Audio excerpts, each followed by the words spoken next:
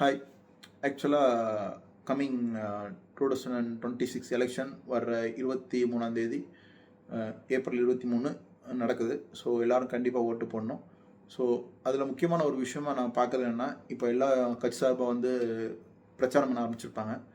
So உங்கள் தொகுதிக்கு வர்ற அந்த கேண்டிடேட்டுகிட்ட நீங்கள் முதல் விஷயம் பண்ண வேண்டியது என்னென்னா, ஒரு பத்திரத்தில் அவங்க செய்கிற எப்படி சொல்கிறது, அவங்க இந்த தொகுதிக்கு என்ன இதெல்லாம் செய்கிறேன்னு சொல்லியிருக்காங்களோ அது எல்லாத்தையும் ஒரு ப்ராப்பராக வரையறை பண்ணி அதை அது கூட கடைசியில் ஒரு லாஸ்ட்டாக ஒரு எக்ஸ்ட்ரா ஒரு வேர்ட் சேர்த்துக்கணும். இந்த விஷயங்கள்லாம் நான் ஏன்னா சில வந்து தொகுதிக்கு வந்து ஓட்டு போட்ட பிறகு அது வர்றதே கிடையாது. ஸோ அவங்க வராங்களா இல்லையான்றது நமக்கு விஷயம் இல்லை.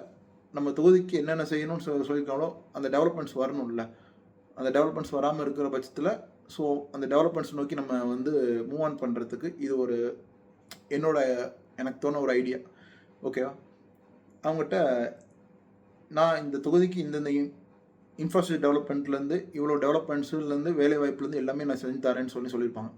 ஸோ இதெல்லாம் அவங்க செஞ்சு கொடுக்காத பட்சத்தில் அடுத்த எலெக்ஷனில் அவங்க ஃபேமிலி சார்ந்தோ அவங்களோ ஸோ இந்த மாதிரி யாருமே என்ன பண்ண முடியாது, எலெக்ஷனில் பார்ட்டிசிபேட் பண்ண முடியாது.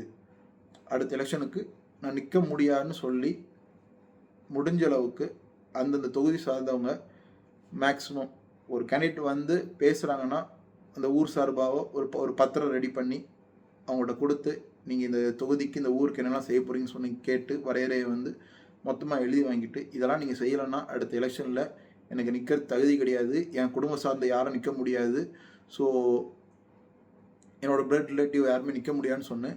அந்த பத்திரத்தில் சைன் பண்ணி அதை ப்ராப்பராக கோர்ட்டில் ப்ரொடியூஸ் பண்ணி ஒரு புதுசாக ஒரு எப்படி சொல்கிறேன்னா, இது ஒரு ஸ்ட்ராட்டஜியாக ஃபாலோ பண்ண ஆரம்பித்து கொண்டு வந்தாச்சுன்னா மேக்ஸிமம் ஒரு பர்சன்ட் வந்து ஜெயிச்சு வராங்கன்னா அவங்க வந்து அடுத்த தடவை அதே தொகுதியில் நின்று ஜெயிக்கணும்.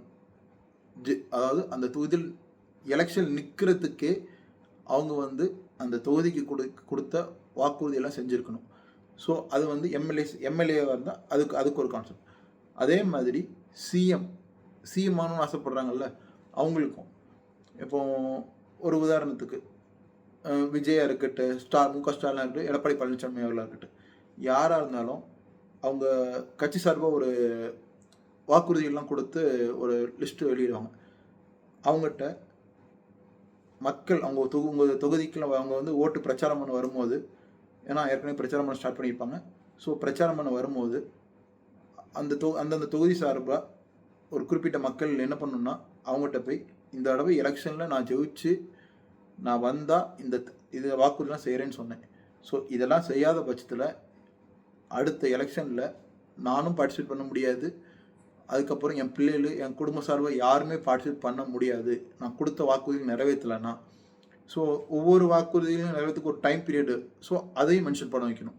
ஏன்னா இல்லைனா இப்போ ஒன்றும் இல்லை, லேப்டாப் கொடுக்குன்னு சொல்லுவாங்க, கடைசி ஒரு வருஷத்தில் லேப்டாப் கொடுத்துட்டு கொடுத்துருன்னு சொல்லிடுவாங்க. ஓகேவா? பட் அந்த எல்லாம் இப்போ ஒரு உதாரணத்துக்குன்னா எல்லாருக்குமே அந்த திட்டம் வந்து அந்த கடைசி ஒரு வருஷத்தில் மட்டும்தான் எல்லாமே செஞ்ச மாதிரி இருக்கும். பட் அதை விட ஃபஸ்ட்ருந்தே உங்களுக்கு இந்த இவ்வளோ டைம் பீரியடில் நீங்கள் சொன்ன திட்டங்கள் எவ்வளோ நாள் செய்ய முடியும், அந்த டைம் பீரியடை கொண்டு அனலைசிஸ் பண்ணி, ஏன்னா அது அவங்களுக்கு தெரியும் இதெல்லாம் இந்த வாக்குறுதிலாம் செய்ய முடியும்ன்ட்டு. ஸோ அந்த மாதிரி ஒரு கான்செப்டில் நீங்கள் கொண்டு வந்து அவங்கள அடுத்த எலெக்ஷன் நிற்க விடாத அளவுக்கு நீங்கள் பண்ணினீங்கன்னா நில்லுங்க. இதெல்லாம் திட்டங்கள்லாம் செஞ்சுருக்கேன், கோர்ட்டில் போய் சொல்லுங்கள் இதெல்லாம் செஞ்சுருக்கேன், அதனால் நான் அடுத்த எலெக்ஷன் நிற்கிறதுக்கு எனக்கு உரிமை இருக்குன்னு சொன்னு கேட்டு ஒரு பக்காவான ப்ராசஸ் கொண்டு வந்தால் மட்டும்தான் ஃப்யூச்சரில் டெவலப்மெண்ட்ஸ் வரும். ஸோ முடிஞ்ச அளவுக்கு இதை உங்கள் தொழில் செய்ய பாருங்கள். முக்கியமாக எல்லாரும் ஓட்டு போடணும், கண்டிப்பாக வரணும்.